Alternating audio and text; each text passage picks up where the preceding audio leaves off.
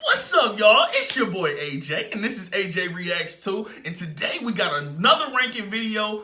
Bro, we are going to rank all the Spider-Man films. I am so excited. Spider-Man is my all-time favorite hero. So we're going to get into this thing. We're going to get into the rankings. So let's go!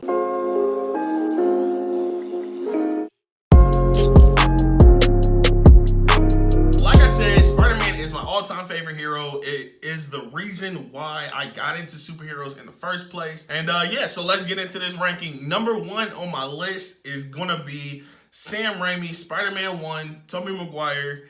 It is probably, I'll probably say the majority of the reason why it's my favorite is because of the nostalgia. The first one that actually came out, that's what got me into the cartoons, and I read some of the comics after that. So that is my all-time favorite one. Next is kind of a recent one. It is the Spider-Man Into the Spider-Verse.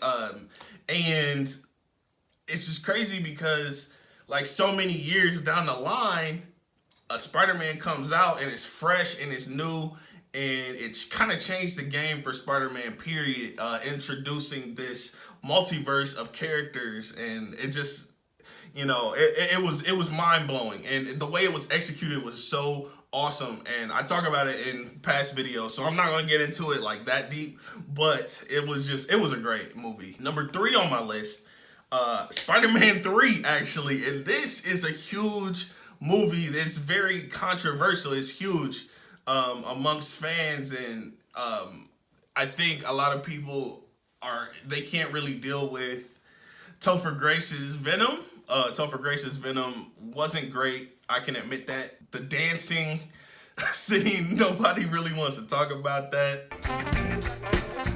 Oh, he needs some milk. It was a huge film of my childhood. It was something that kind of redefined the hero game for me because of the Venom suit and the struggle, the internal struggle that Peter Parker had to go through. The power like that he felt when he wore the suit, it was crazy. And it just kind of like, it was that, and also the Peter Parker and Mary Jane thing. That whole thing got to me. And so that brings me to my next one, Spider-Man 2. Sam Raimi, Tobey Maguire, Spider-Man 2. And that's gonna be my fourth one. Doc Ock, I feel like his villain was probably the lesser of the three films. I know the third one had two villains, the Sandman and Venom, but number two, I felt like he wasn't a bad villain. Doc Ock wasn't a bad villain. It just was like, it was the lesser of the other films. Green Goblin was classic, number one. The first one. So let's move on to my fifth Spider-Man film, Homecoming. Tom Holland was a fresh new face that we saw, and the first time we saw him was in Captain America Civil War. And he's in the MCU, so this is like the first time we ever seen Spider-Man in the MCU. It was just really cool, really fresh. He probably feels most like a kid, Tom Holland does. You know, when we talk about Tobey Maguire and Andrew Garfield, I feel like they're a lot older than they're portraying this character, but Tom Holland seems like he fits as Peter Parker better than the other ones. Now, the films themselves, like the plot and the acting and everything like that, it might be a little lesser than some of those, but I think the feel that he's a teenager and that he's actually in high school kind of bumps his movie up the list. If Venom was added to this ranking list, it would go right under Homecoming for me, but we'll just leave that to the side. In saying that, my next film is going to be Amazing Spider-Man with Andrew Garfield, the very first one.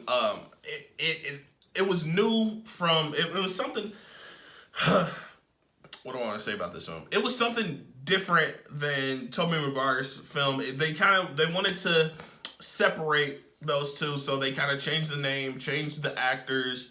They wanted a fresh look to the suit. They wanted the fresh look to a lot of things, and it was good for what it was worth, but I think the story just didn't grab me as much as the first ones did. I think it might not have been new and fresh enough. It kind of felt like they were just retelling the story in a different way, and it wasn't that much different. And I think Andrew Garfield's portrayal of Peter Parker wasn't as fun-loving. It seemed a little darker. My next film is Spider-Man Far From Home. It was not as great as I expected it to be. The visual effects were amazing. It had a lot of plot points that just I couldn't really get with. Rewatching it, I liked it less. I think they need to kind of move on from Iron Man, and I feel like Iron Man with the murals were in every single scene of that movie. Like, and it just was. It felt redundant. And I did a whole review on Spider-Man Far From Home as well, so if y'all want to watch that, go check out my video for that. And that brings me to my very last film on the ranking list. It's Amazing Spider-Man II. Andrew Garfield's portrayal of Peter Parker never really grabbed me in the first place, and then when they made a part 2, I feel like the story and the plot was lacking a little bit. I didn't hate Electro, Jamie Foxx's portrayal of Electro. I actually sort of kind of enjoyed it, but that was probably the only thing I enjoyed about that film. So that was my Spider-Man rankings. Leave a comment of what your ranking is. Find me on social media, Facebook, Instagram, and Twitter, AJ Reacts 2. Thank you for watching, and I will catch you guys next time.